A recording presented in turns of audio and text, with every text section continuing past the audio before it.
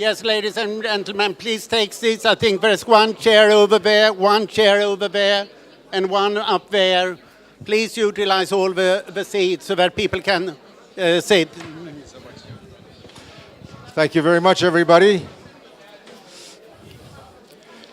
Thank you again. Attenzione, увага, спокійно, тихенько. У нас дуже сьогодні важливий гість. Якби пан Лeszek Балcerowicz був нашим українським прем'єр-міністром, то ми вже б навели порядок. І все було б добре. I'm going to switch to English. We just finished an important televised panel discussion in which we had 3 languages going at the same time. It was quite a challenge. So here we'll stay with English. Everybody here understands English, right? Okay. We have until 6 o'clock, so we have to be very precise. I'll ask Professor Balcerowicz if he'll give us his lecture, after which we can have a short discussion within the panel, and then, most importantly, you and your questions. Okay? Professor Balcerowicz?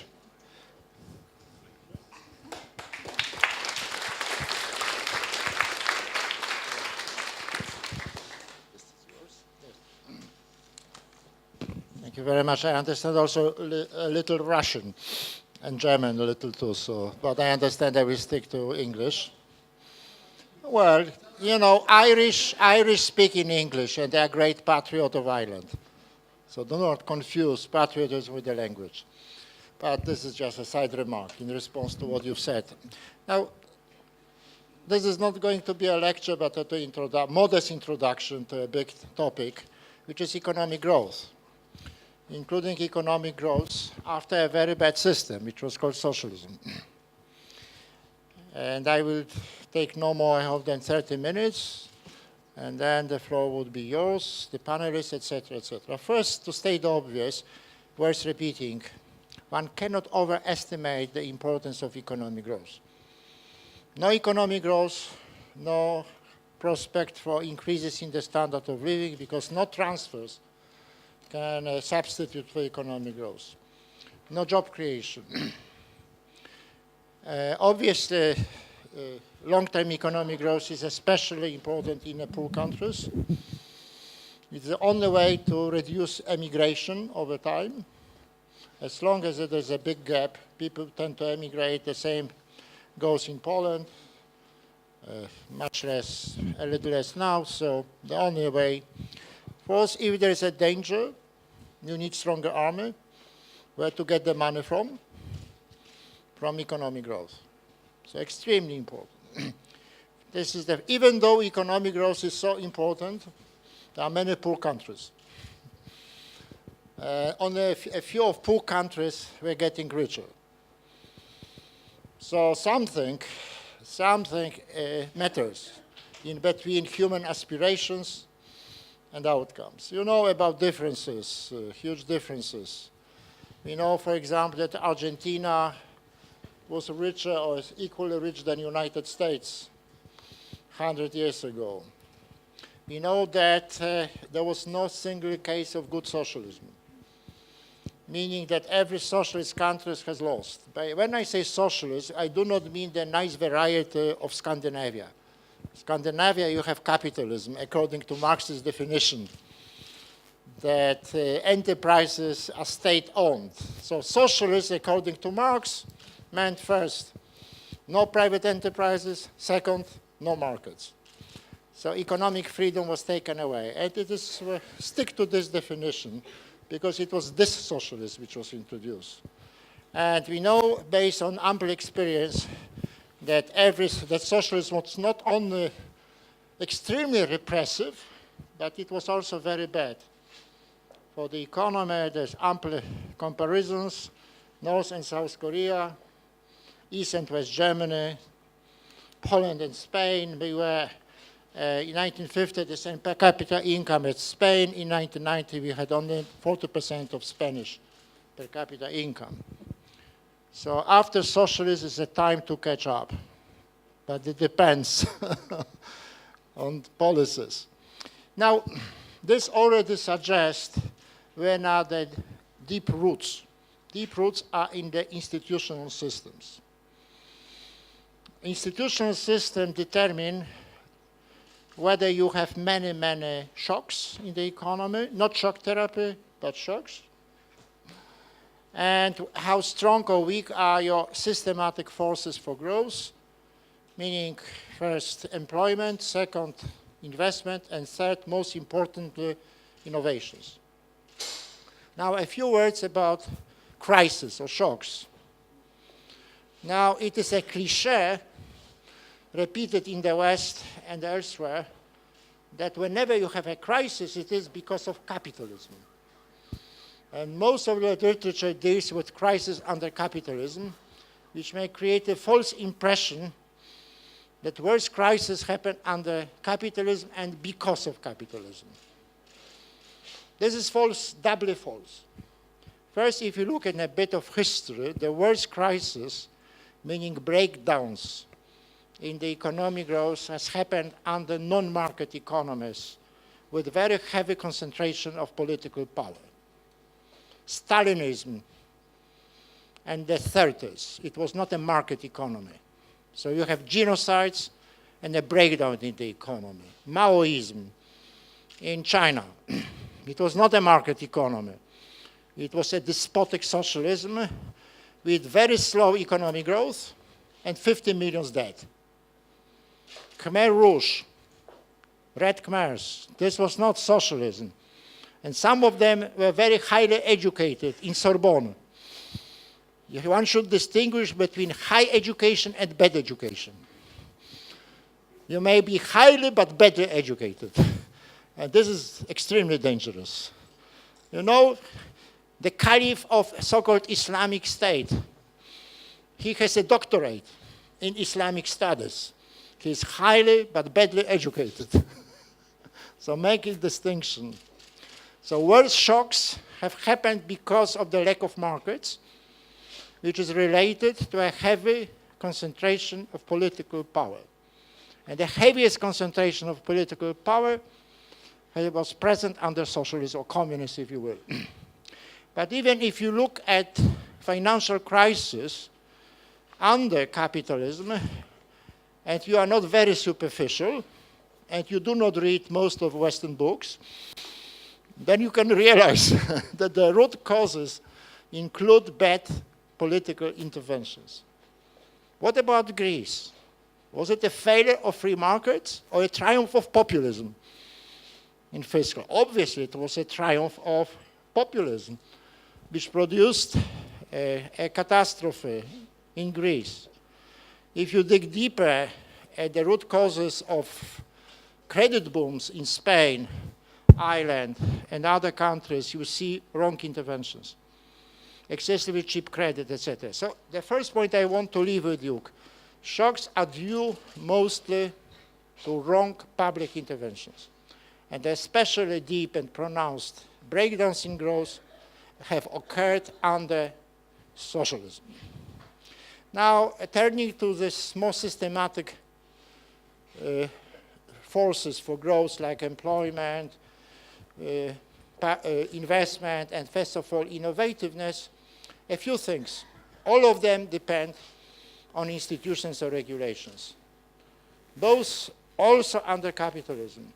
You may have a distorted labor markets, like the ones which exist or existed in Greece, Spain, Portugal, or you may have a freer labor markets. Investment. There is no good substitute for private investment.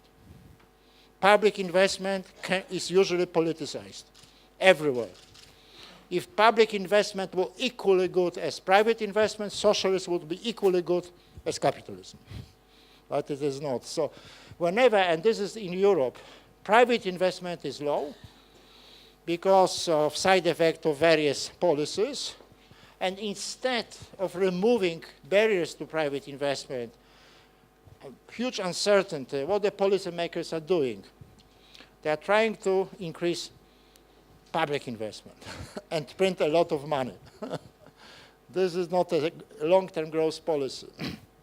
Now, as I already alluded, ample evidence shows, not only suggests, shows there was no good socialism. Everybody failed miserably. But there are various kinds of capitalism or mixed economies, and the main problem is to choose the proper one. But let me start with wrong type of capitalism. First, if you have a politicized capitalism, meaning that there's little competition and economic success depends on political connections. This is crony capitalism, oligarchy capitalism. It's bad because political connections crowd out competition, talent, etc. So one has to get rid. This is not a good model. If you have an over-regulated capitalism, especially over-regulated labor markets and product markets, over time you cannot grow. This is the story of Italy and France. If you have a closed economy, which is medium size or even small, you can't have enough competition, you can't have enough useful information, you stagnate. One of the features of Greece, which is a small economy, is they have a very low participation of foreign trade. Amazingly low, lower than Poland, which is a much larger country. And this situation in Greece strongly suggests that there must be oligarchic connections and barriers to trade. If you have a very unstable legislation, if your policymakers and legislators follow socialist rules, the more the better, like they do this in Poland too, then there is instability.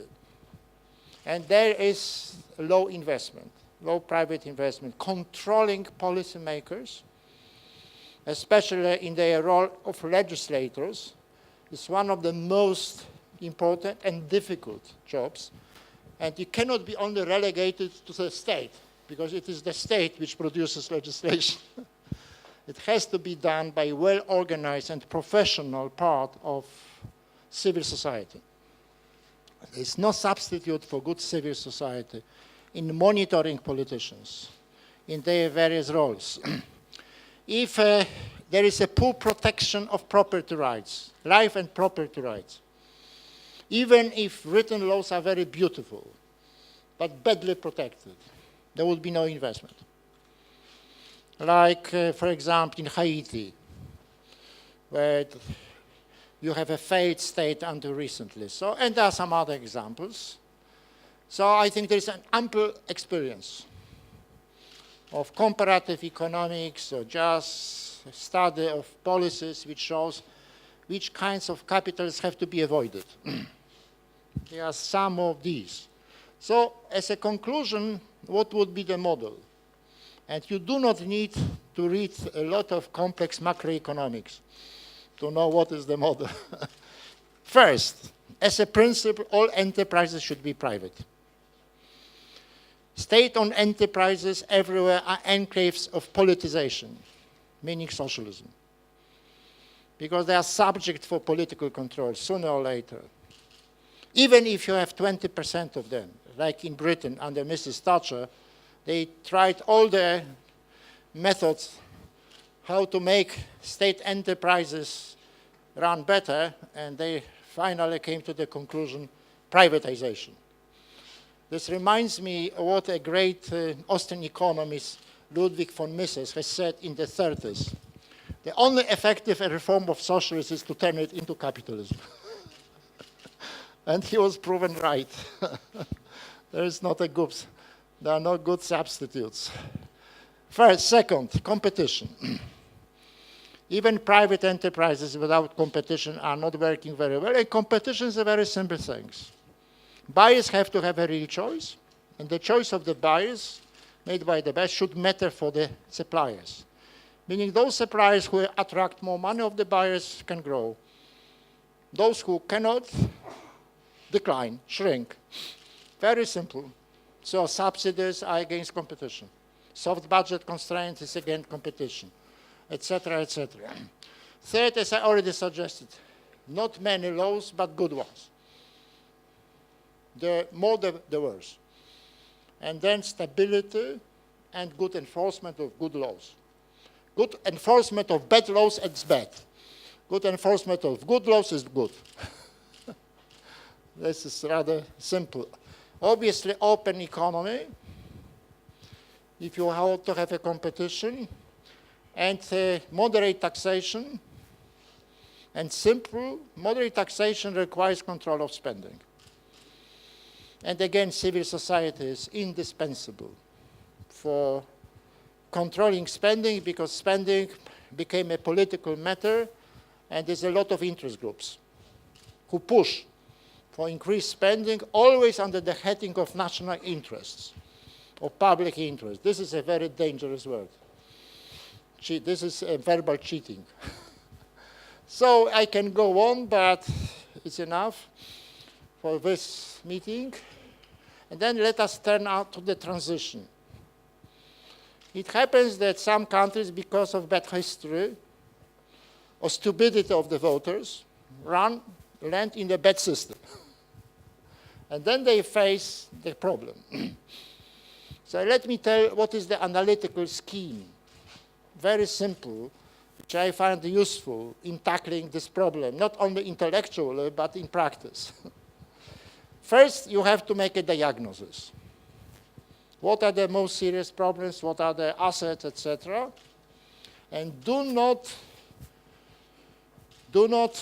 be discouraged that you have a lot of problems.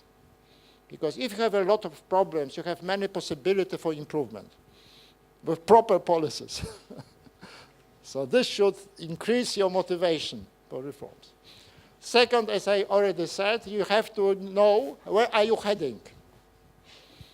And for all the countries, especially smaller countries, the only rational choice is to head to the system which is capable of producing a rapid, long-term economic growth and catching up.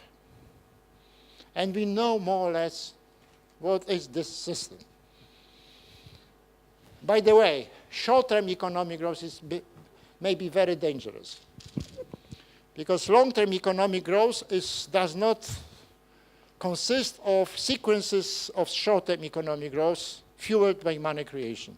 You cannot never. You have to look at the supply side, at the fundamentals of the supply side.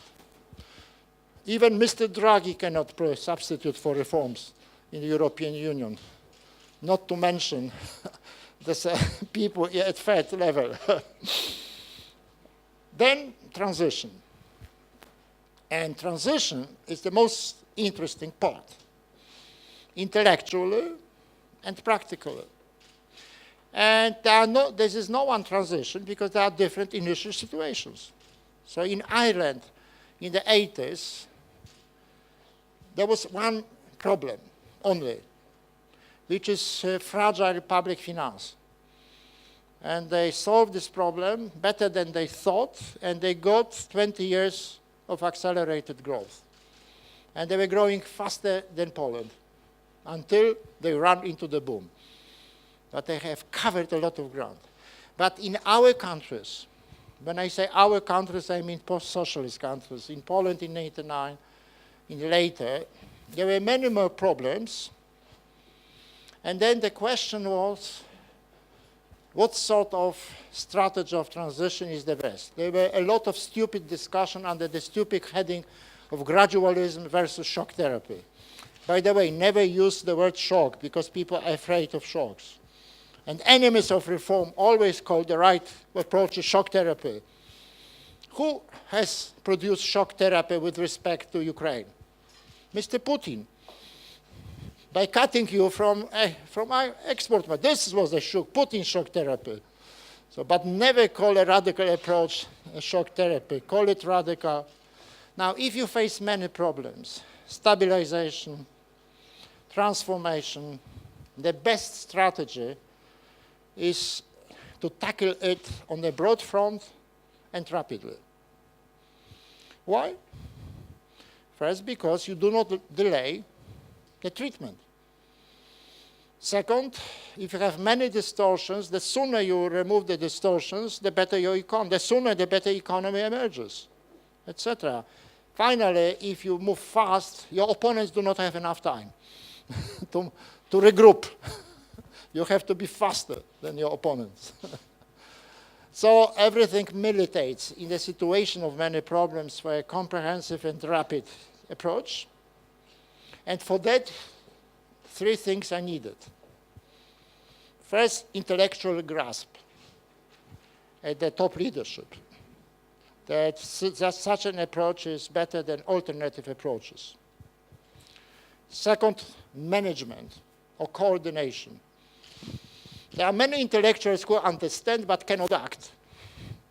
They can discuss, they can contemplate, but they're incapable of managing or taking decisions. So obviously they should remain in their ivory towers and not to enter the politics of reforms. So management, leadership, coordination, which obviously requires a concrete and clear and short action plan. If you have 3 action plans and each of them have 200 pages, you have no plan. So multiplication of the plan destroys the plan. So short plan. And now if you have a good product, meaning a concrete action plan, good theme, good coordination, then you need one more thing besides luck. Communication. Communication. It's very important if you are acting in a normal, more or less normal politics. In Poland in 1989, we did not need much communication because there was a period of what I called extraordinary politics. So people were expecting that something radical would happen, and the best use of this period was to move fast. But for that we needed, and we had a professional team, like commandos. You don't need the whole army. But communication during normal times is extremely important. Now, I promised to speak for 30 minutes. I would not enter into detailed discussion of Ukraine and Poland, etc. I've made some allusions, which I hope easily comprehended. But I will stop at this moment. I'm very much looking forward to a debate. Thank you.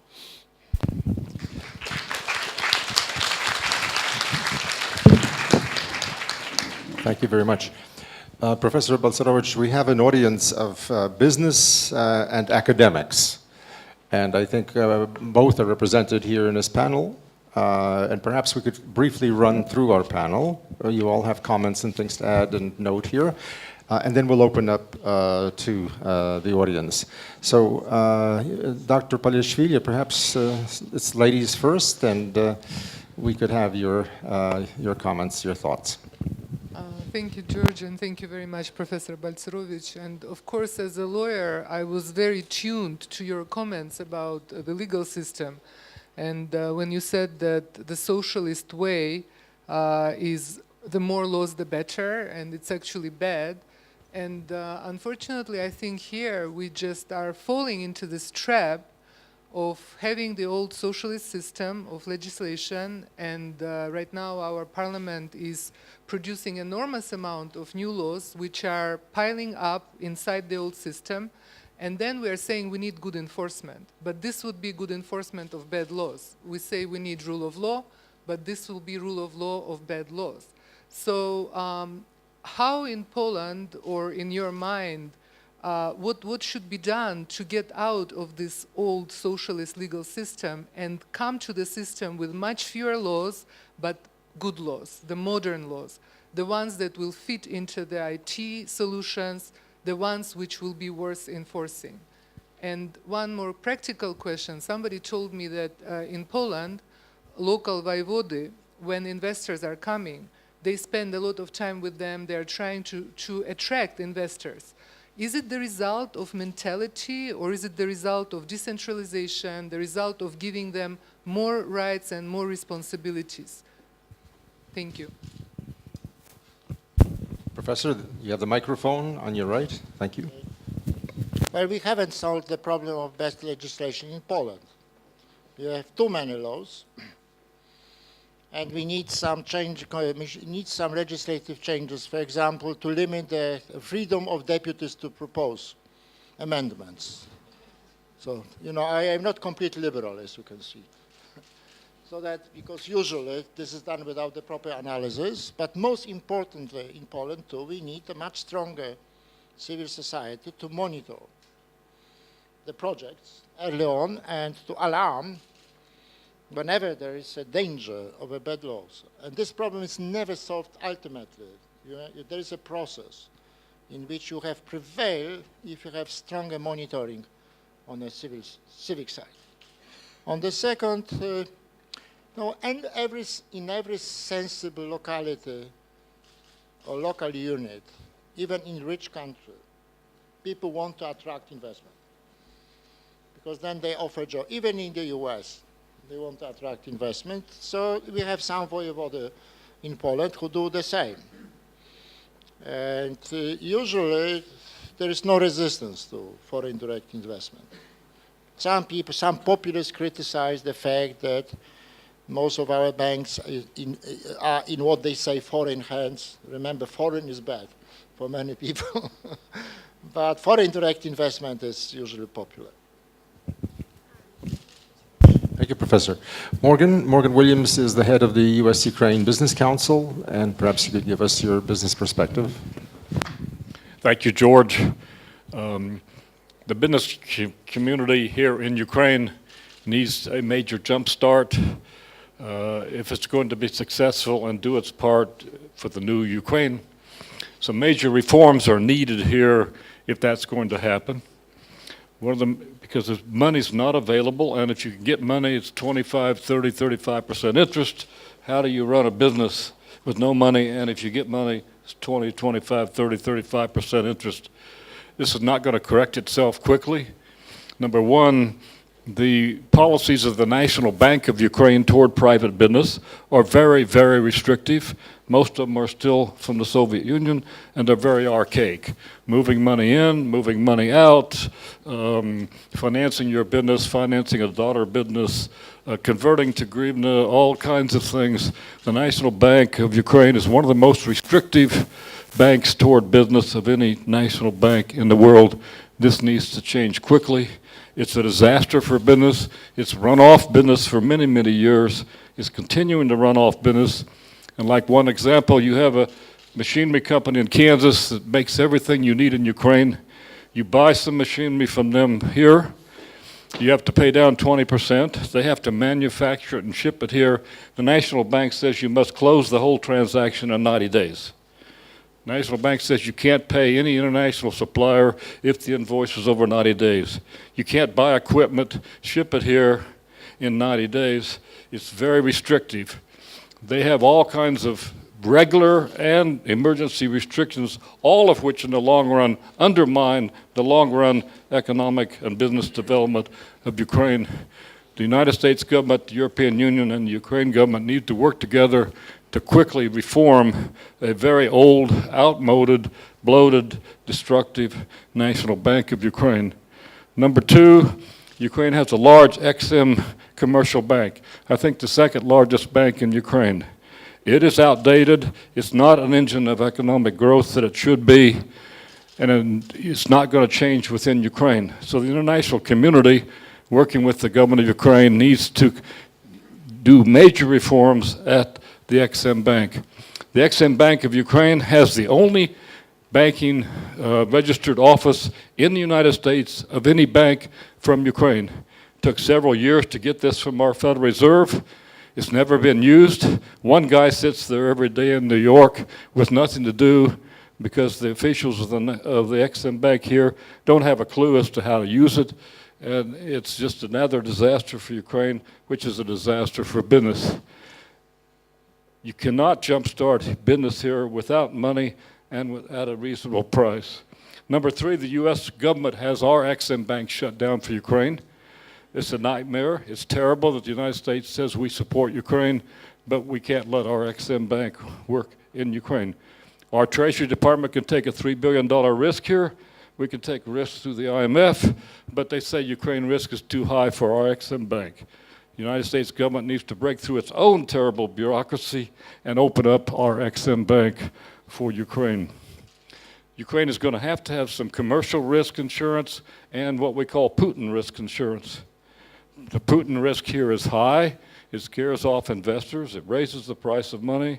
And as you know, Mr. Putin has a massive program to destabilize Ukraine, particularly the business community here.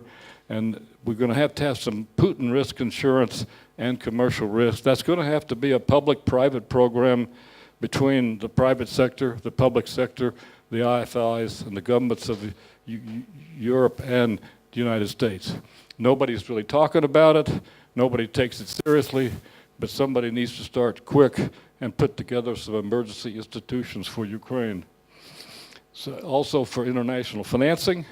I don't like public sector just like you do, but the private sector and the public sector around the world has got to come together and through the IFIs and the banking system here, make massive amounts of reasonable price credit available here, or Ukraine's not going to make it. So in terms of reform, the reforms here are drastic in terms of business, making money available to business. The National Bank needs to be reformed. The Ex-Im Bank needs to be reformed. The United States reforms its own policies for our Ex-Im Bank, and massive amounts of credit have to come here through new institutions that are set up quickly, not just public, but in public-private partnerships. Thank you very much, Morgan. We can have that microphone, Morgan. I would suggest we have the European Business Association also, which is the other voice of business in Ukraine. And I think then combined questions to Professor Balcerowicz should probably make the most sense. Okay, thank you very much, George. Frankly speaking, I was really very interested to listen to Professor Balcerowicz's speech, and we at Business discuss actually those things which were mentioned by Leszek. And to my mind, I think that short plan, then speed, communication, this is something which we always discuss and underline in the business community for the government. But with regards to the economic growth, we all in business are waiting for the economic growth. And we are talked that next year might be the year of economic growth in Ukraine. And frankly speaking, in the business community, we had certain doubts with regards to that. I don't know why, but maybe Professor Balcerowicz can actually tell about that, whether we might have in the current setup the economic growth next year. But the observations from our side are the following, that actually currently we see some steps in the reform process happening. We see some small things which are going forward, but nevertheless, when it comes to the fundamentals, they so far remain the same. And what I'm talking about governance as such. And frankly speaking, we don't see the change of fundamentals inside the government, inside of bureaucracy, inside of the way of decision making in Ukraine. So that is why, to my mind, the key problem in the country still remains the poor governance of the public administration. Then also it is supported by the poor communication as well. So I think that this is something which the government, together with all of us, have to work on, because I think that those good things which are happening still need to be better communicated. So my question to you, Leszek, would be actually, do you think you see certain political will inside the government, inside the current government, in terms of reforms? And do you believe that next year might be the year of economic growth, because we all are waiting for the positive news in order to bring in investments inside the country? Thank you, Anna. Let me just introduce Anna Derevyanko. I should have done that immediately. She's the head of the European Business Association. She's been in that position now ever since I can remember, before my hair was gray. She's a very effective spokesman for business, both European and non-European. And of course, Morgan Williams and US UBC is another, I would say, traditional institutional pillar of business in Ukraine. And with those introductions, then on to Professor Balcerowicz with those questions. Am I confused with the spokesman for the Ukrainian government? No, I understand your question, that you would like to have some impressions. But let me first tackle the previous question. First, no central bank is supposed to grant credit, as I am alluded. So this is a misunderstanding. It was under socialism, there was no central bank. It is commercial banks. First. Second point, if you have high inflation, because of the Russian shock, which has produced weakening of hryvnia. Then you have two ways. Either you have even higher inflation because central bank would not react with high interest rates, and that is a catastrophe for business. You can't have good business with very high inflation. This is a huge misunderstanding. Or you increase interest rates temporarily to some up to reduce inflation. And the second choice is much safer. I can tell you that when I was in Poland in '89, we have a huge inflation, like later in Ukraine. What we did, we sharply increased interest rates. And I was accused of genocide by some businessmen. They were, of course, stupid. We survived this. Inflation has lowered, confidence returned, business improved. So do not confuse. This is the proper way for the central bank not to neglect inflation, even if it is increased to 60%. And it would be a tragedy if the respective businessmen criticize these correct policies. Well, it is painful, of course, but it would be even more painful to neglect inflation. Then the second task for the central bank is to care about stability of the banks. And my understanding is that they have a new professional banking supervision. And they are doing a serious job, which cannot produce immediate effect, but they are not neglecting this danger because high inflation, growing inflation, instability of the banking sector is extremely dangerous to the business community. Business community cannot grow under these conditions. I cannot comment on the Exim Bank. I only know that the Republicans in the US propose to close it down in the US, and perhaps they are right, because it is a politicized bank. And if there are certain rules, the rules should be kept. How to stick to the rules, how to comply with the rules, to reform so that confidence matters and risk premiums in Ukraine would be lowered, and then Ukraine would qualify. I would not count on exceptions, political pressures to make certain extra regulations for Ukraine. Now, regarding your observations, you certainly know better than me because I am only coming every second month, and I learn from my friends, like Anders. I learn from others and try to read.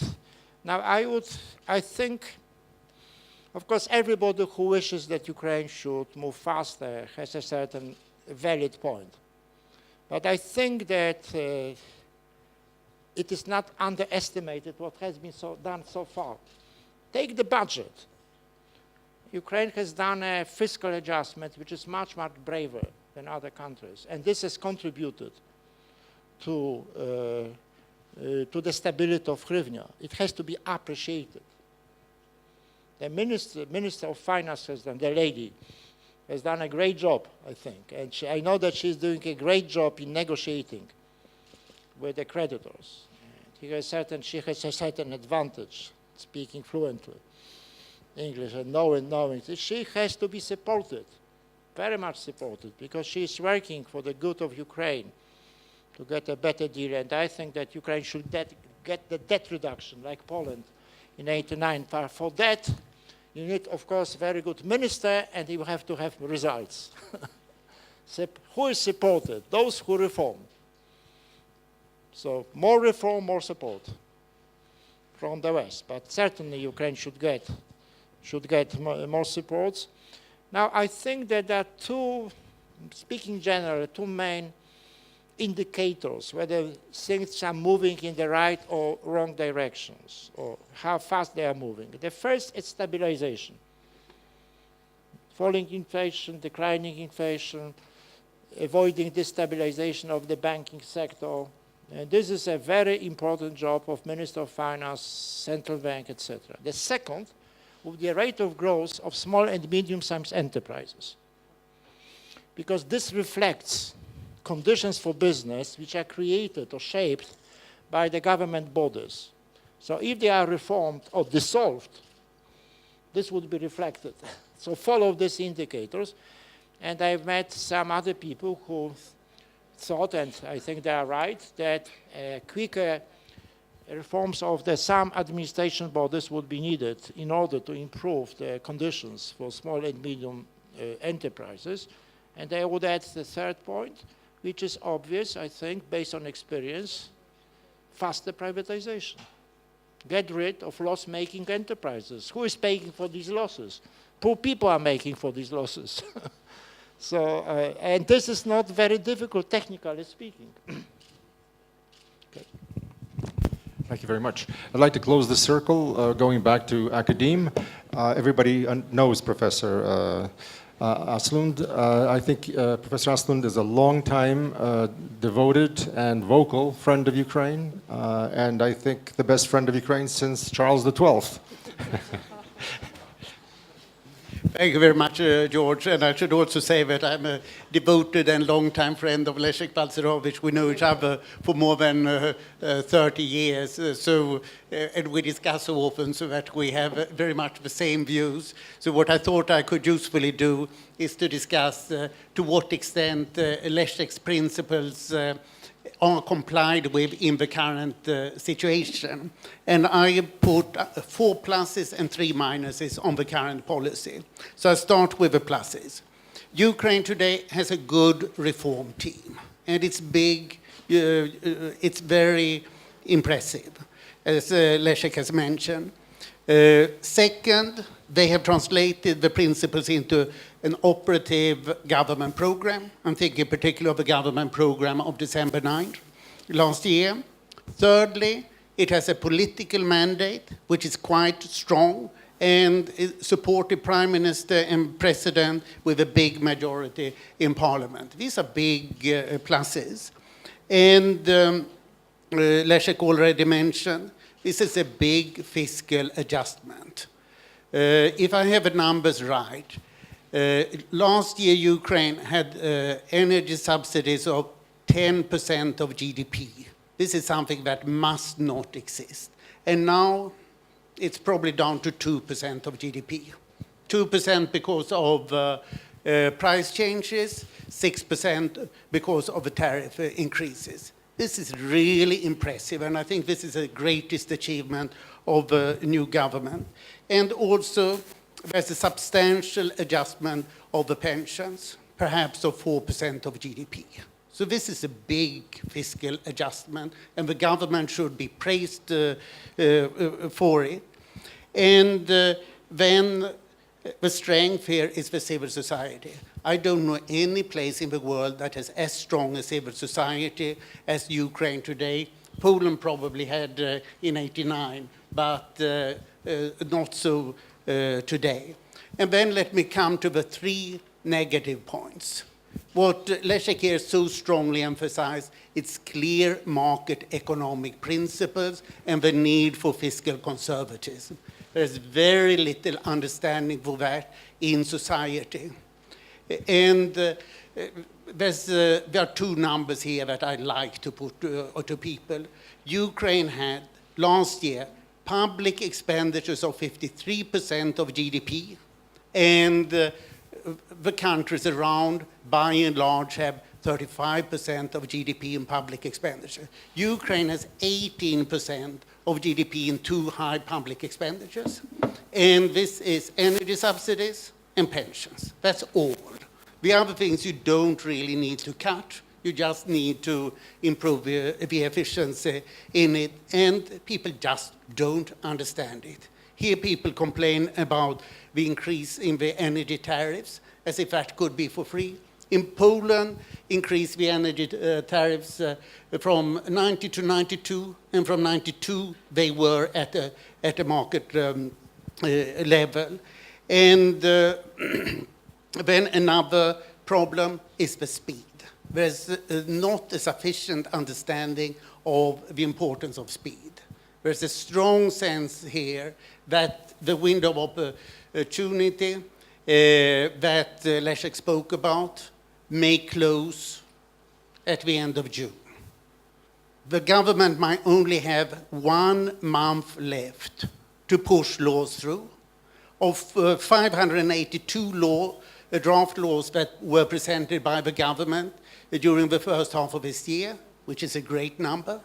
Only 44 were voted for and adopted by the parliament. So the government has done a hard job getting them to the parliament, not an equally good job to take them through parliament. And then we come to the weakness, which is communications, has already been pointed out, that the government needs to communicate in quite another way.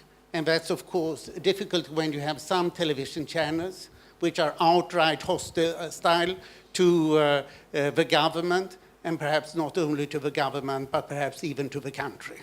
So this is the striking problem that one ends with. Thank you. Thank you very much, Dr. Asplund. Well, would you like to answer now, Professor Balcerowicz, or comment, or shall we open up to the floor? Oh, okay. Okay, I guess I will walk around with the microphone since there's nobody that I see who will do it, and let's begin somewhere. How about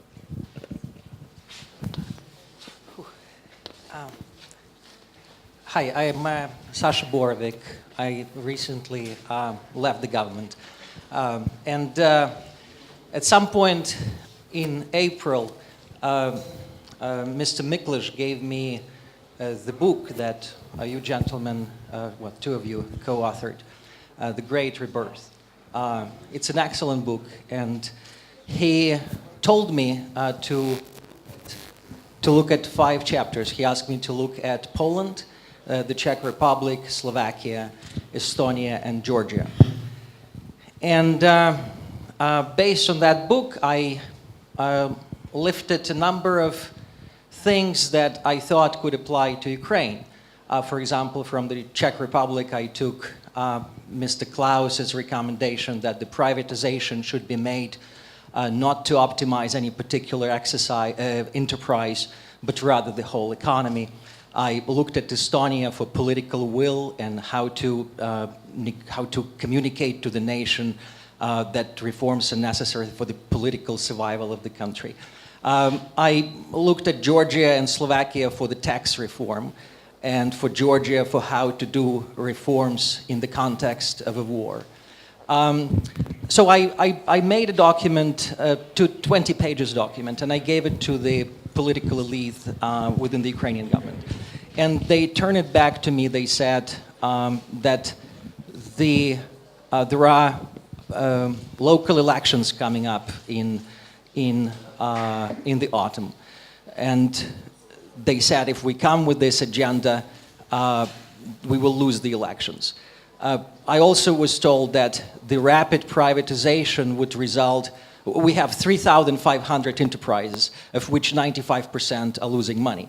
So if we liquidate them quickly, if we try to privatize them quickly, there will be millions of people without jobs. And it was pointed out that, look, many of those enterprises are on the eastern border of the country, and you can only imagine that if we do something drastic like this, people would lose their jobs, they would take to the guns, and they would start participating in the war. And those were very serious arguments, which frankly I could not answer to. And I wonder, when you talk about extraordinary politics for Ukraine, given the war and giving all those arguments that I have heard in the government, I wonder what your response would be. Thank you so much.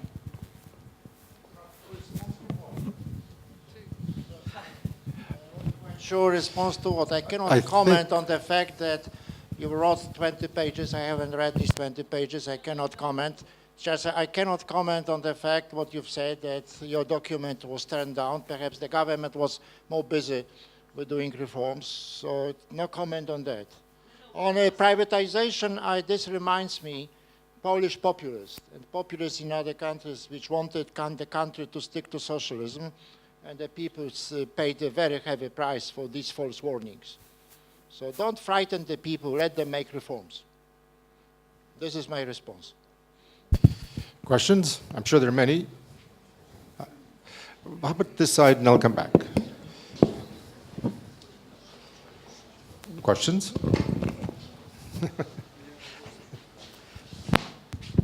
Hello, my name is Natalie Kolpert. I'm self-employed and I don't know, very excited because I read about Professor Balcerowicz only at school books.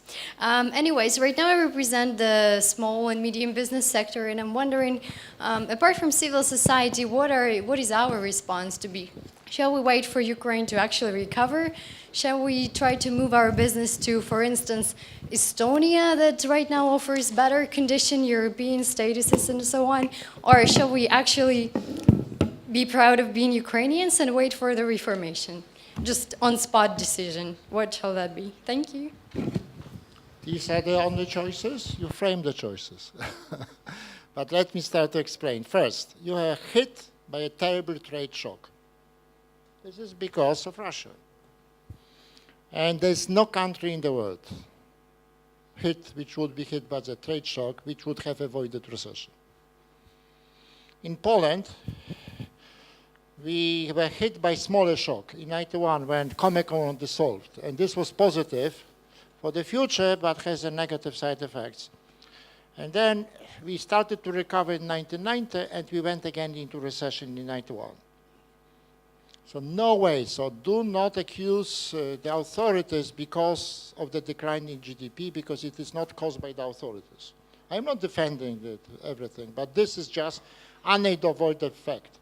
Second, you have a lot of accumulated problems from the previous government, including some debts, which are now being restructured. With best policies, you would not avoid the decline, but some declines, which are caused by factors not controlled by Ukraine, may bring about positive restructuring. We, in Poland and other countries too, we were very dependent on exports to the then existing Soviet Union. We were hit, we were restructured. And now we have a thriving industry. We produce a lot of things which are competitive in the West. And so you maybe, with the proper reforms, you would be in the process of such a restructuring. With this restructuring would be genuinely European, because it would depend more on European markets. Now, coming for small and medium enterprises, certainly people should monitor policies, but not from the populist side of view. We are not having yet miracles, and not criticizing authorities for not producing miracles. This is not very productive. But if there are wrong measures, on professional grounds, this should be publicized. And I've met some people here, very, very knowledgeable. They are warning, they are giving indicators to the public and to the government. Press for good policies and criticize bad policies based on professionalism. One of the ways which we've tried to help small and medium-sized enterprises, or even very small enterprises, was to let micro-lending developed, and it worked in Poland. These are private institutions, so very, very, very small enterprises could get, but this was not organized by the government. This was organized by the private sector. But first of all, work for a better, give incentives to the politicians so that they pursue of increase better policies, but criticize the opponents, because you have to criticize the populism. And there's a lot of populism.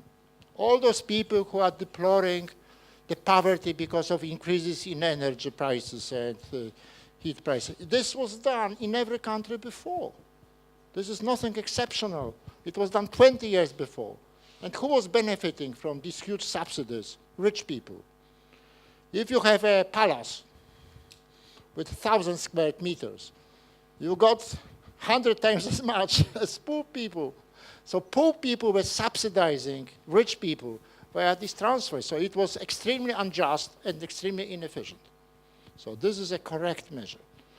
And also, like in Poland, I understand that some really poor people could get some social assistance, but the poor people stop subsidizing rich people. Yes.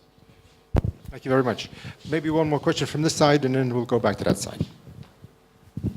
Thank you, Professor, for your speech. You sound to be a very good advocate of our Prime Minister. But what do you think about the corruption scandals around Ukrainian government today? I think you got it wrong. I am not an advocate of anybody. I am an advocate of a common sense. And do not imply that I have a personal interest, because I do not have. I am presenting what works based on experience.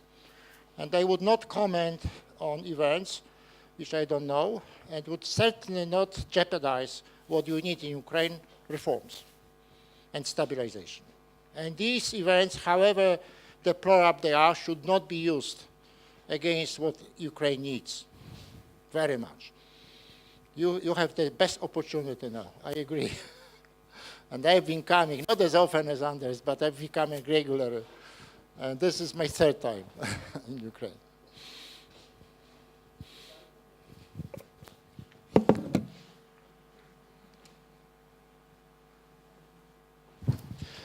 Okay, thank you very much for your speech, and also it was very interesting to hear that to produce good laws is job not the government but the civil society. It's very interesting.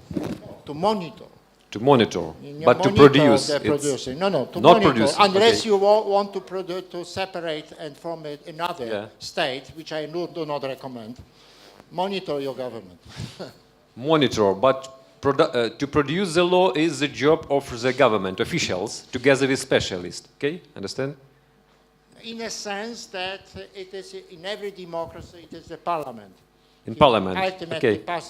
passes laws. Okay, thank you. And my question, do you agree that there should be only one center of reform and plan of reforms? Where it should be in Ukraine? In government, in president, or between government and president? Thank you. We should not wait for the change in constitution, which may never happen or may happen in 5 years' time or 2 years' time. And do not use it as an excuse. There has to be a better coordination if it is needed. And I think you are at a historic junction. You have this external threat, but at the same time, great opportunities. So one would expect that leaders who feel historic responsibility for Ukraine would coordinate. And they should be helped by civil society. Yes, we understand that we should have the personals responsible for the future of Ukraine. Okay. From this side, question? Mr. Balcerowicz, could you explain on the how do you explain to yourself the what happened to unemployment situation after your reforms in the first half of the 90s? Because first you announced that there would be some hike in unemployment rate, but it would be not so. It would be not very low and not very high, while actually at some moments the unemployment rate actually reached up to 30%, and it never actually got back to the low levels which had been before that reform. So what went wrong? Well, you should distinguish between directional forecasts and precise and quantitative forecasts. Quantitative forecasts are usually wrong even in mature democracies. Look at IMF, it's always wrong. On forecasts. Each successive forecast is lower than the previous one. And in the transition countries, when everything changes, when there is chaos, in Poland we have hyperinflation between 20 and 40% a month, like later in Ukraine. When production is falling, then you are bound to be wrong on precise forecasts, but you have to make a forecast, and this was the Minister of Finance, because for the budget you need quantitative forecasts. You cannot avoid it. I knew that they are going to be wrong. But where we were right on the most important forecast, that if you reform fast enough, comprehensive enough, you stabilize, and first you have low inflation, and then you have growth. And these were absolutely the most important forecasts. Then there were some errors in Poland early on. I was not able with my colleagues to monitor every minister. By the way, what are the most dangerous ministers? Minister for Social Affairs. Remember that, because usually they press what is bad for poor people, more spending, higher spending. Well, watch energy ministers, because they may defend subsidies or something of this sort. The most dangerous, because they play upon populism.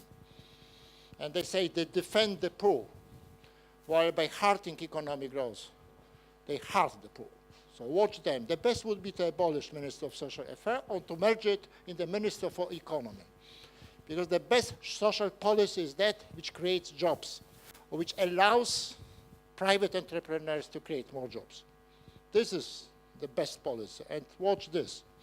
Now, we have a Minister of Labor and Social Affairs who was very popular. He was very famous, former dissident, Jacek Kuroń, and he loved the people, me too, but he loved more.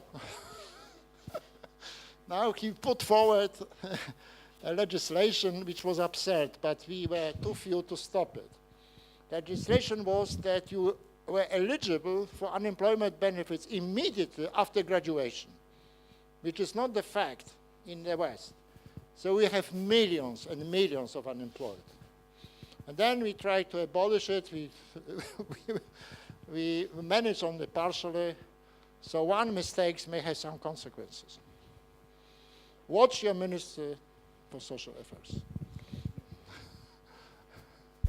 Questions from the other side? Dear Professor, from reanimation package of reforms, and the question is again about public sector and about experts, I will say, volunteers as we are. So the question is, what is special, maybe you have special Polish model of influence of these NGOs or volunteers, experts on the activity of government? We are producing a lot of laws. Now we work very good and actively with committees in Verkhovna Rada. But sometimes we see that these laws are coming to the cabinets of ministers and they are, disappeared.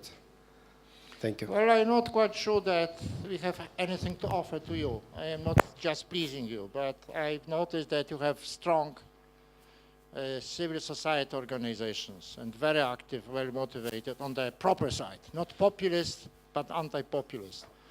So if you look for partners in Poland, perhaps there are some which are interestingly like Helsinki Foundation, which monitors legislation from the point of view of human rights. We have a small organization which is very effective, which is called Court Watch. And they are sending thousands of volunteers to the courts to watch how the judges behave. Are they polite or not? Are they late or not? They are not influencing the judgments, but the way the judges behave. So just by communicating with some of your partners. Well, Solidarność initially was a great movement for reform.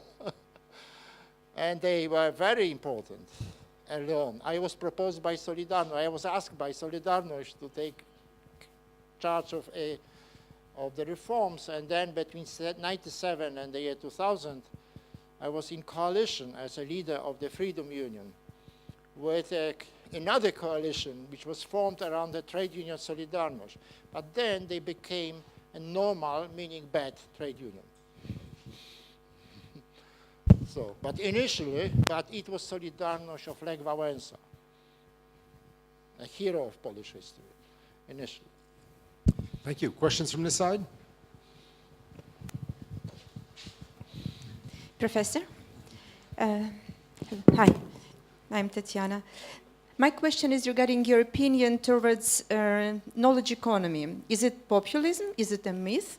Or is it a marketing term? Or you do believe in knowledge economy? Please comment. Thank you. I believe in technical change. I do not believe in slogans.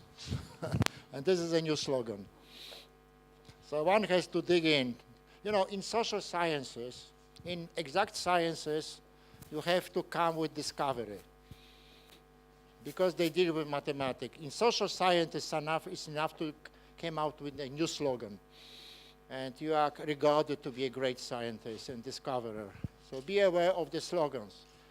Like the slogan, middle what is under middle level trap.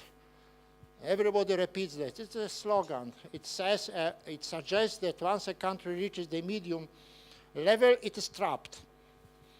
It is a nonsense. Because at every level, some countries are trapped because of bad policies. So it's not due to the middle income level, but to the bad policies at every level that countries. So be aware of slogans, because slogans are instruments to get more money from taxpayers. Health, sounds science, culture, it says, so dig deeper. And what is beyond these slogans?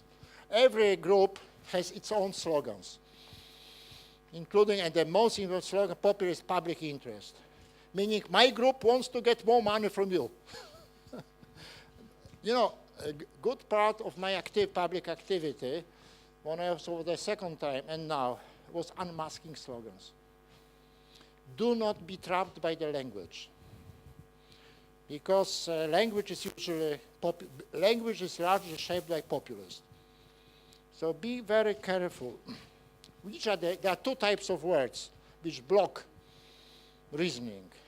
One is soft words, nice words, like social. Everything which is social feels good, but it's not necessarily good. National, common. And then you have hostile words. Like, you remember that the word capitalist was invented by a socialist. So it has this undertones. If you add wild capitalism, that's terrible. It evokes emotions. So it's very important that social scientists should unmask slogans. It's a very important part of the communication battle. Thank you. On that side, question.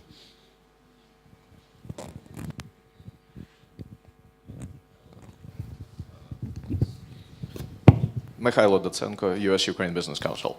Dr. Balcerowicz, you understand, of course, that after the devaluation of hryvnia, the market within the Ukraine, especially for the goods and services that contain imported part, has shrunk. So the internal market is probably not something that's going to be that good. When it comes to kickstarting or jumpstarting the Ukrainian economy, would you agree that major campaign to get exports out of Ukraine is something that can do it? And question number two is, would you share Polish experience of how Poland got better with its exports once it got out of the socialist framework? Thank you. Well, first, to respond to a substantive question, we make a huge devaluation and launch reforms, and we introduce a lot of discipline into state-owned enterprises, and we're tough, introduce competition, and to earn money they have to export. And there was a surge in the first year, 1990, by 30% in exports for hard exchange, and in this way we are able to start servicing our debt. Now, a marginal remark is about the language. Kickstarting, job-starting, suggests that you just turn the key and everything will be better. It is Obama's speech. He always wanted to kickstart the economy by fiscal stimulus. So you start by, I'm not implying you have this in mind, but this is dangerous language. It suggests something sudden. You just, like in mechanics, it's a mechanical analogy. A trick. And that's, everything changes for the better. There is a trick, good reforms and stabilization. Not just one trick. Thank you. This side. Professor, my name is Leszek. I'm a professor here at Kyiv School of Economics. And I wanted to hear your opinion on the following thing. We have been approached, the school, Kyiv School of Economics, had been approached by people from the government, from the Ministry of Economic Development and Trade, with the problem of, distinguishing 7 or whatever, 10 industries that should get priority for the government in development.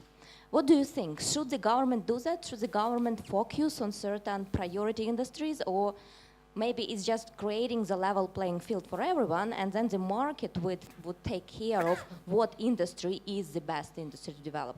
Thank you. Well, this is a perennial question of industrial policy. But this is not ideological, it is empirical. Governments are very bad at picking up winners, everywhere, including Japan. MITI was wrong, even in Japan. What are the national champions? You know the expression national champions. They are large, usually loss-making enterprises, which are champions. And they have to be helped. So certainly it's much better to create level playing field and to let competition choose who grows. And this was more or less the experience of Poland and the more successful transition countries. You would never imagine what sort of industries and businesses would develop. Never, impossible, because you cannot replace the knowledge which is in the hands of practitioners who have strong motivation to be right. What is the motivation of the policy? Normal politicians, to be popular, to build new pyramids, to new Concorde, which is a commercial failure, so never follow that. But you may need to have some special programs for some declining industries, if they have militant trade unions, to smooth the transition, to avoid. So we have a special program for coal mining. We offered, you know, if you have a lot of miners in loss-making mines, the most profitable activity is to extract not coal, but the miners from the mines. And this, to help this, you offer them. Mrs. Thatcher did it, and we did it too. So this far, some few declining, very few, to smooth the negative transition, but never to pick up winners. Thank you. The left-hand side. Thank you. May I ask two questions? And one question will be, you did extremely great job 20 or 25 years ago with your country, and you had a chance to study the current situation in our country.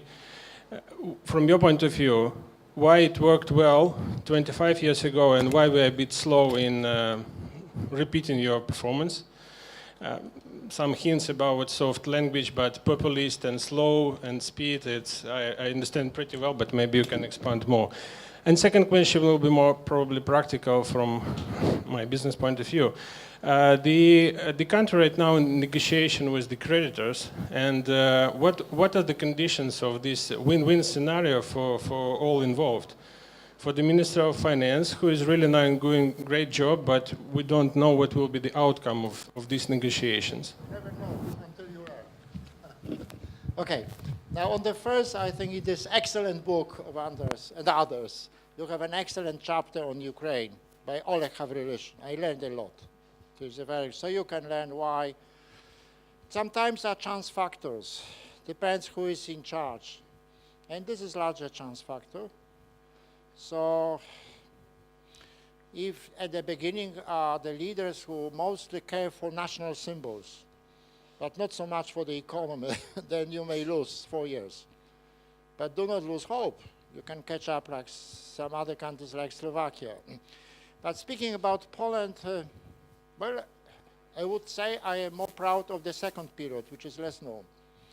I was in charge of Poland's economy and reforms between 1997 and the year 2000 for 3 years.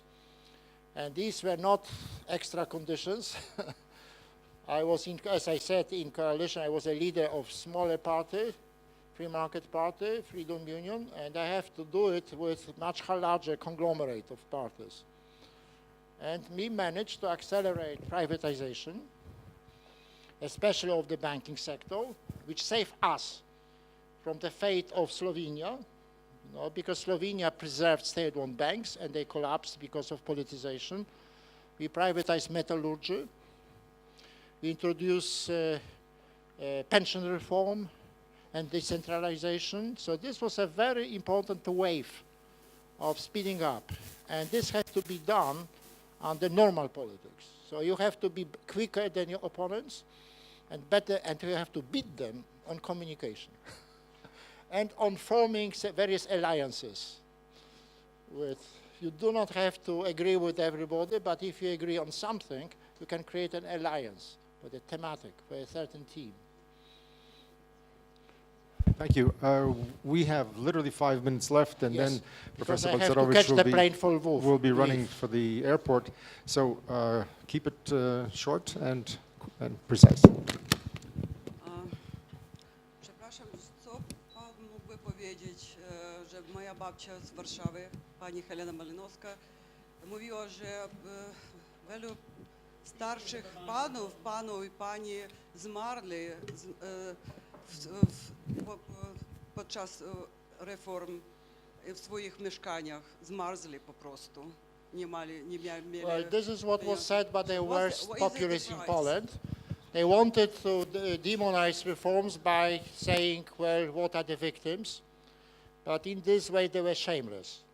Because what we're doing in Poland has made Poland 3 times as rich as Ukraine. You should blame those who blocked the reforms by using demagogy. And this was extreme demagogy. 3 minutes left on that side.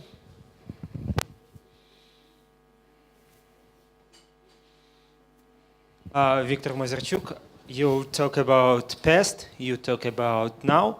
Let's talk about future. What is your vision of European Union in 15 years or 20 years? This is a small question at the end, yes? Don't you have smaller questions? Well, I don't think the solution for Europe is to try to emulate United States, because it's politically non-feasible. I think European Union will be preserved and should be preserved, regarding especially free market, competition policy. But what matters for economy in the respective countries is their own economic policy. You may be in the European Union and be Greece, or maybe in the economic union and be Germany. So each country, even if it is a member of European Union, should try to improve its own policy, which, let me repeat, requires a strong, freedom-loving civil society. This is ultimately the most important thing. I think maybe we should just thank Professor Balcerowicz for one thing. You know, many people shade from right to wrong, but Professor Balcerowicz is always clear and crisp and absolutely categorical. And I think even for those who disagree, it creates a lot of food for thought. And I think eventually what happens is that people who have clear positions tend to shift others through the spectrum. And so I would like to thank Professor Balcerowicz very much for being here, for advising us, for being very frank, very open, and very honest with us. Thank you, sir. I showed you at the end, this is not my, this is my, what I think the most, Nado Barroso. Nada, the reformer. And be better than your opponents.